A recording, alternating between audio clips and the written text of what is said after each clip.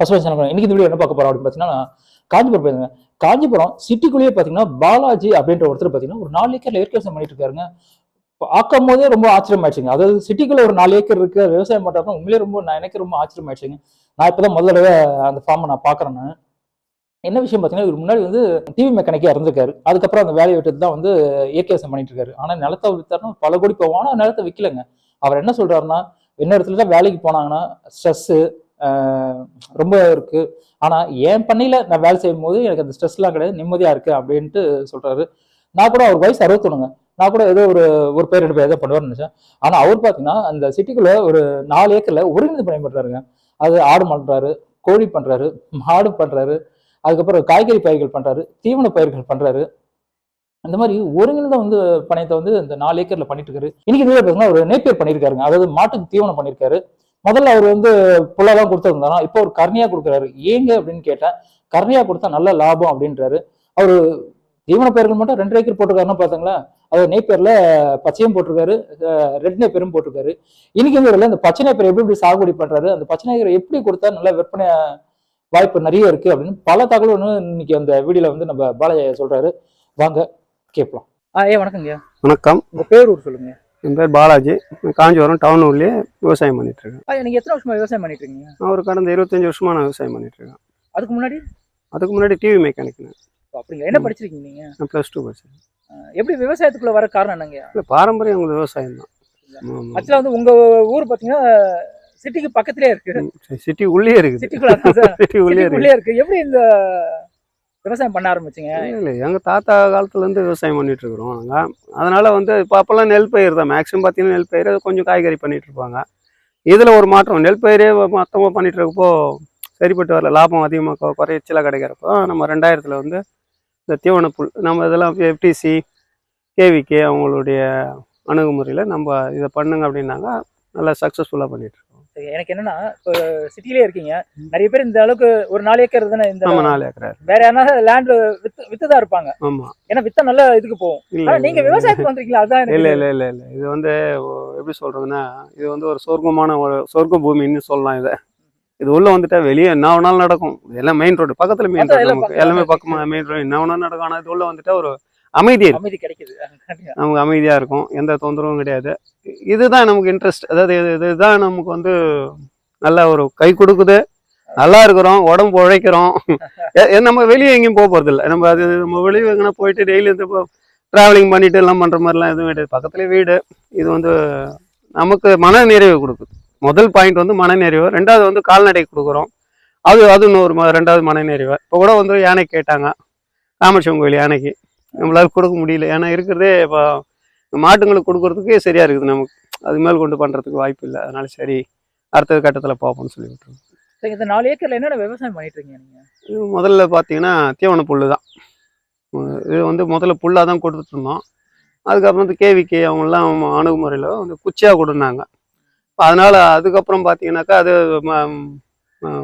மதிப்பு கூட்டல்ன்ற மாதிரி. இது வந்து நம்ம கொடுத்தோம்னா ஒரு 5 ரூபா கொடுக்குறோம்னாக்கா, நம்ம விதை கண்ணையாக கொடுக்குறப்ப நமக்கு 10 ரூபான்ற மாதிரி ஒரு லாபம். அப்போ வேற என்ன பண்றீங்க? நம்ம காய்கறி பண்ணிட்டு இருக்கோம். நம்ம கையில் வாழை இருக்குது. காய்கறியில கத்திரிக்காய், வெண்டைக்காய், சொரக்காய், புடலங்காய், கொத்தவரங்காய், ஆராமணி, முள்ளாங்கி, வாழையில கொஞ்சம் இருக்குது. எலுமிச்சை மரம் இருக்குது. அதில் கால்நடைகளை வச்சுட்டு இருக்கோம். ஆடு, மாடு, கோழி, அதையும் நம்ம வச்சு பண்ணிட்டு இருக்கோம். இது வந்து ஒரு ஒருங்கிணைந்த பண்ணை மாதிரி நம்ம வச்சு பண்ணிட்டு இருக்கோம். ஆமா, ரொம்ப சந்தோஷங்க. சரிங்க, இப்போ நம்ம இந்த வீடியோல வந்து உங்க தீவன பயிர்களை பத்தி பார்க்கலாங்க. பார்க்கலாம். தீவனம் வந்து எத்தனை ஏக்கர்ல பண்ணிருக்கீங்க? தீவனம் கிட்டத்தட்ட நம்ம 2.5-3 ஏக்கரா கிட்ட இருக்கும். ஏன் தீவனம் மட்டும் அவ்வளவு பண்ணீங்க, என்ன காரணம்? இது வந்து எப்படின்னா, ஒரு அறுவடைக்கும் ஒரு வருடைக்கும் நிறைய கேப் வரும். ஒரு 45 நாள்லேருந்து ஒரு 60 நாள் கேப் வரும். நம்ம வந்து டெய்லி தினம் அறுக்கணுன்றப்போ நமக்கு அந்த ரொட்டீனாக வரணுன்றதுனால நம்ம அந்த அளவுக்கு விஸ்திரணம் பண்ணிட்டு இருக்கோம். நம்ம ரெகுலராக வந்து டவுனுன்றதுனால வெளியே மாடு மேய்ச்சலுக்கு இடம் கிடையாதுனால காலையில் வீட்டில் வச்சுருக்கவங்க வந்து டெய்லி வந்து வாங்கிட்டு போயிடுறாங்க. என்னென்ன தீவனம் நீங்கள் பண்ணிட்டு இருக்கீங்க? நம்ம கோ4 இருக்குது, கோ5 இருக்குது, சூப்பர் நேப்பியர் இருக்குது, ரெட் நேப்பியர் இருக்குது. இதெல்லாம் வச்சு நம்ம பண்ணிட்டு இருக்கோம்.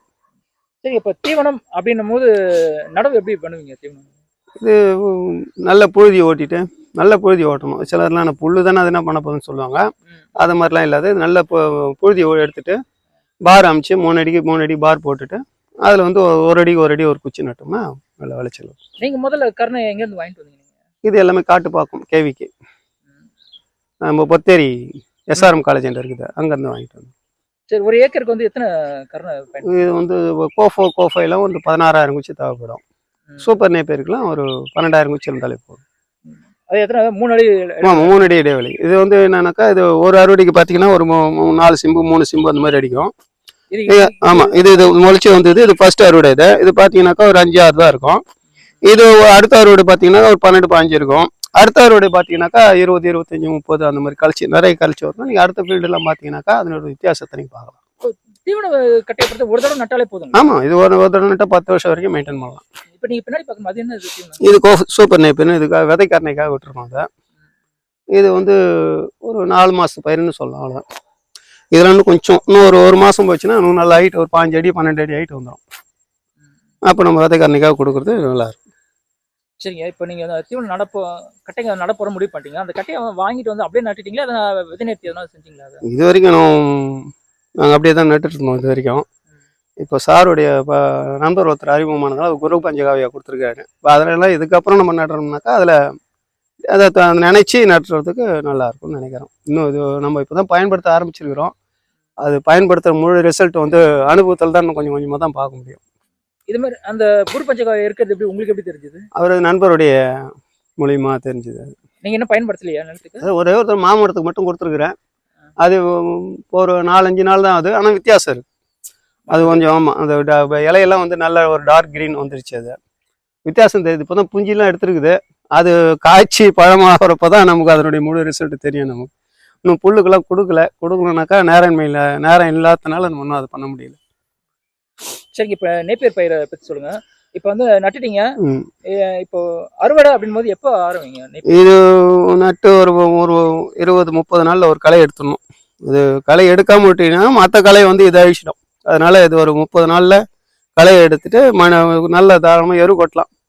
ஆட்டு சாணமோ மாட்டு சாணமோ கோழி சாணமோ எது கிடைக்குதோ உங்கள் கையில் அதை கொட்டி நீங்கள் மண் அணைச்சி விட்டுட்டிங்கன்னா போதும். அதுக்கப்புறம் கரெக்டாக ஒரு 60-70 நாளில் இது அறுவடைக்கு வந்துடும், முதல் அறுவடை. அடுத்த அறுவடையெல்லாம் பார்த்தீங்கன்னாக்கா 35 நாள்லேருந்து ஒரு 40 நாளில் அறுவடைக்கு வந்துடும். முதல் அறுவடை மட்டும்தான் அந்த வேர் பிடிச்சி அது வர்றதுக்கு கொஞ்சம் லேட் ஆகும். அது ஒரு 70 நாள் ஆகிடும். அடுத்த அறுவடையெல்லாம் பார்த்தீங்கன்னா ஒரு 45 நாளில் வந்துடும். 45 நாளுக்குள்ளேயே நீங்கள் அறுக்கலாம். அதாவது இப்போ மண்ணுடைய வளம், ரெண்டாவது நீங்கள் பராமரிக்கிறது, தண்ணி பாய்ச்சறதும் அந்த எரு கொடுக்குறத பொறுத்து வளர்ச்சி நல்லாயிருக்கும். இது வந்து என்ன சொல்லணும்னாக்கா இது ஒரு பிராய்லர் கோழினே சொல்லலாம் அந்த சூப்பர் நேப்பியரை. ஏன் எதுக்காக? அதனுடைய வளர்ச்சி பார்த்தீங்கன்னாக்கா 40 நாளில் வளர்ச்சின்னு சொல்லுவாங்களே பிராய்லர், அதே மாதிரி இது ஒரு 40 நாளில் வளர்ந்துடும். அது கண்கூடயே பார்க்கலாம் வளர்ச்சியை வந்து டக்குன்னு மறுநாள் பார்த்தீங்கன்னாக்கா வளர்ச்சி கூட்டிக்கிட்டே போகும். நம்ம கோஃபைலாம் இருக்குது. அதெல்லாம் வந்து கோஃபைலாம் பார்த்தீங்கன்னா ஒரு 45 நாள் 50 நாள் ஆகும். ரெண்டாவது அறுவடைகளாம், முதல் அறுவடைகளாம் ஒரு 80 நாள் 90 நாள் ஆகும். கோஃபோர் பார்த்தீங்கன்னாக்கா அது வந்து ஒரு 80-90 நாள் ஆகிடும் முதல் அறுவடைகளாம். ரெண்டாவது அறுவடையெல்லாம் பார்த்தீங்கன்னா 60 நாளுக்கு மேலே ஆகும். ஏதாவது இப்போ புதுசாக கொஞ்சம் கண்டுபிடிச்சிட்டு வரப்போ பார்த்தீங்கன்னா அந்த தொழில்நுட்பத்தினால கொஞ்சம் கூடுதலாக நாட்கள் குறைச்சி அதனுடைய ஈல்டு நல்லா அறுவடை திறன், அதாவது எடைகளை கூட்டி நல்லா வர்றது கோஃபை சூப்பராக இருக்குது. சரி, இப்போ 60 நாள் வெட்ட ஆரம்பிச்சிங்கன்னா இப்போ அதுக்கப்புறம் மறுநாள் டெய்லி வெட்டிகிட்டே இருப்பீங்களா இல்லை? ஆமாம், இது ரொட்டீன் அப்படியே ஒரு என்ன சொல்கிறது சர்க்கிள் மாதிரி. இன்னைக்கு இங்கே இருக்கிறோன்னா பக்கத்தில் நாளைக்கு, அது பக்கத்தில் நாளைக்கு, அப்படியே ஒரு மாதம். ஆமாம், அந்த மாதிரி பார்க்குறப்ப நமக்கு ஒரு 1.5 மாதம் 2 மாதம் கேப்பில் அடுத்த அறுவடைக்கு அப்படியே வந்துடும், செயின் மாதிரி வந்துடும். நம்ம இது எத்தனை ஏக்கரில் பண்ணியிருக்கீங்க? இது நேப்பியர் வந்து நம்ம கையில் இப்போ ஒரு 1.5 ஏக்கருக்கு மேலே இருக்கும்.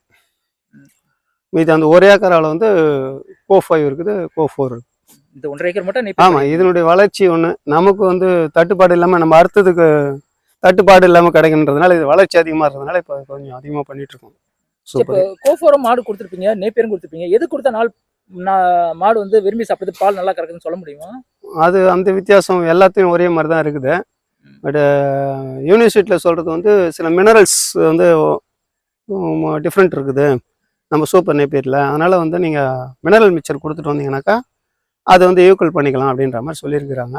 அதுக்கப்புறம் இந்த இங்கெல்லாம் வந்து ஃபுல்லாகவே நம்ம வந்து இந்த புள்ளியே போட்டு நம்ம பண்ணுறதில்ல. ஏன்னா அடர் தீவனமும் கொடுக்குறாங்க, மினரல் மிக்சர் கொடுக்குறாங்க. அதனால் அதில் இதனுடைய பாதிப்பு மாட்டுக்காக கொடுக்குறதுல வந்து பாதிப்பும் நமக்கு இது வரைக்கும் தெரியல.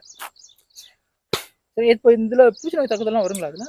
அதில் பூச்சி இருக்காது, நோய் இருக்காது. இதில் பெரிய ப்ளஸ் பாயிண்ட்டு. இதில் இப்போனா நெல் அறுவடைக்குனாக்கா ஒரு தடவை ரெடி பண்ணிட்டோம்னா அடுத்தது அறுவடைக்கு வந்து நம்ம போயிடுறோம். அதுக்கு இடைப்பட்ட காலத்தில் ஒரு களை எடுக்கிறதுக்கு கொஞ்சம் மருந்து போடுற மாதிரி இருக்கும். பட் இதில் வந்து பார்த்தீங்கன்னாக்கா அந்த மாதிரி நட்டுட்டோம்னா 10 வருஷத்துக்கு தொந்தரவு கிடையாது.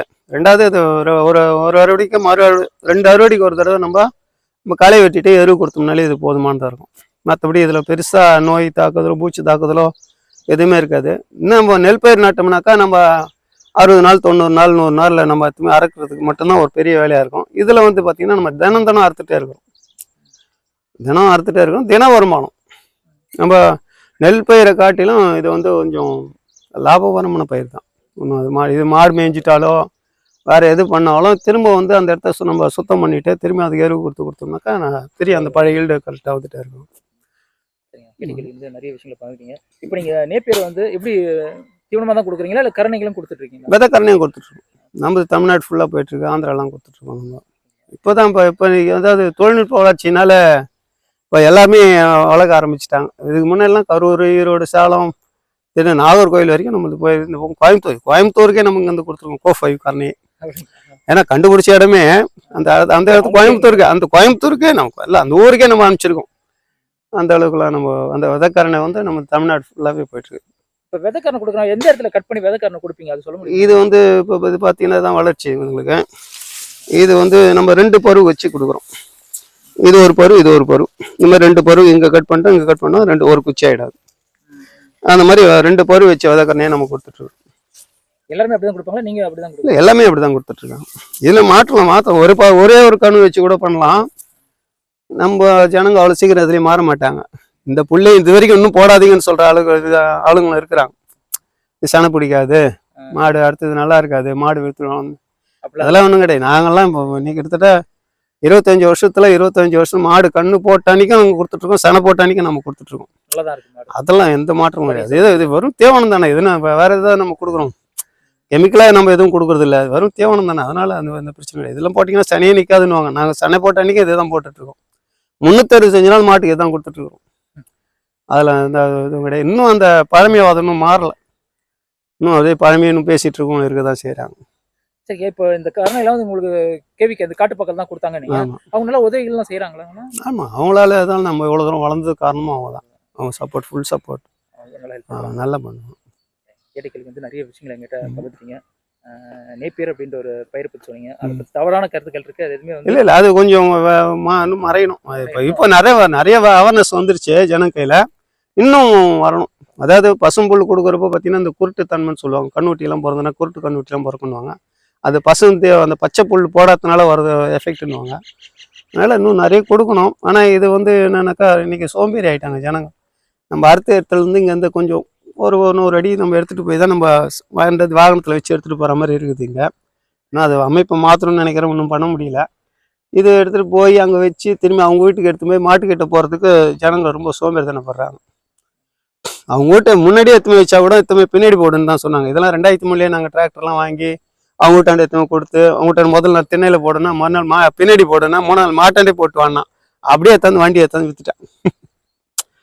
அந்த அளவுக்கு நம்மளே வேலை வாங்குற அளவுக்கு தான் இருக்கிறாங்களே தவிர அவங்க அந்த சோம்பேறி ஆகிட்டாங்க. அந்த அளவுக்கு அவங்க அது இன்ட்ரெஸ்ட் எடுத்து செய்கிற அளவுக்கு இல்லை.